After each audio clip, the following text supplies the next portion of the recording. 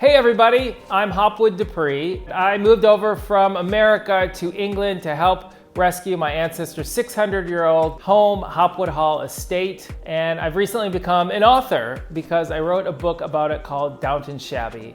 And as we roll into Christmas, we have a very special gift for you today. But before we do that, please like, share, subscribe, and click the bell to be alerted about our latest content.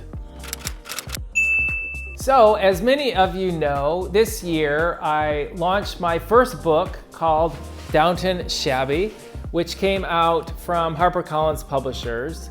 And today we have a very special gift for you, an exclusive clip from the audiobook that was narrated by the brilliant Graham Halstead, who's done a ton of different audiobooks, but he's gotten great reviews for his rendition of Downton Shabby. So I hope you enjoy it, and don't forget, as you're looking for Christmas gifts, there's a certain little book out there for sale if you want to get it. And a portion of the proceeds go to help our process here at Hopwood Hall. I'd love to hear what you think about it, for better or for worse. Whether you like it or you hate it, it still would be fun to hear.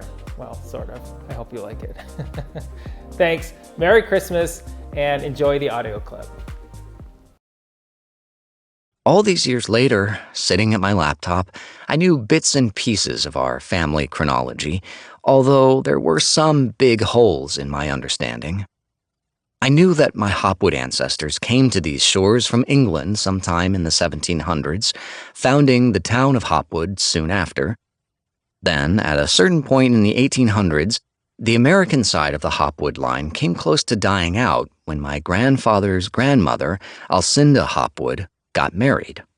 Alcinda was the last to carry the Hopwood name since, once married, she would take her husband's last name, and the Hopwood line would be over. This bothered her for much of her life, and so when her grandson, my grandfather, was born, she demanded his parents give him Hopwood as a middle name, which is how the name was passed down to me. But there was one more piece of information my grandfather told me that had lodged in my childish brain. When Pap sat me on his knee and told me stories about my Hopwood ancestors, he'd always talked about how there was also a vast area of land called Hopwood in England, where our ancestors had built a magnificent castle. When your Hopwood ancestors came to America, they left behind the grandest castle you've ever seen, he'd say, lowering his voice. Hopwood Castle.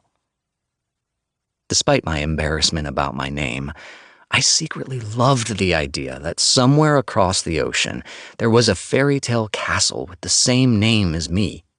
In my mind, it looked like a cross between the one at Disneyland and my favorite childhood toy, the Fisher-Price Play Family Castle.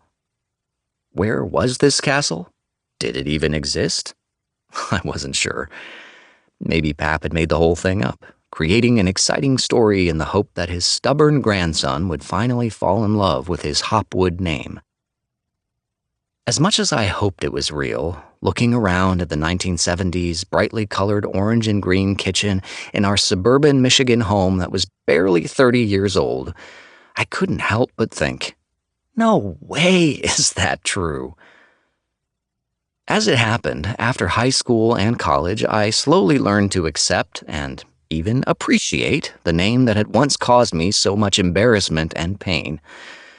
I started working as an actor and comedian. I found success as a writer and producer in TV and film, founding my own production company.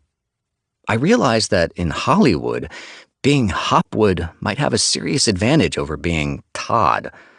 It could help me stand out in a crowd.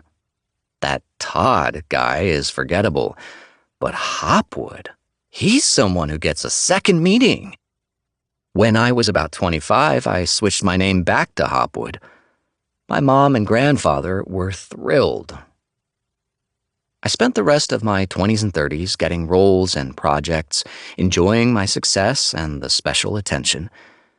I received more invitations to parties, and it even seemed as if people began to find me more intriguing. I should have skipped the gym and gone with the weird name years ago, I thought. Despite my newfound appreciation for my name, however, I didn't spend a lot of time thinking about my family's history. I was too busy getting on with my life to look behind me. Then, around the time I turned 40, two events happened that changed my perspective completely.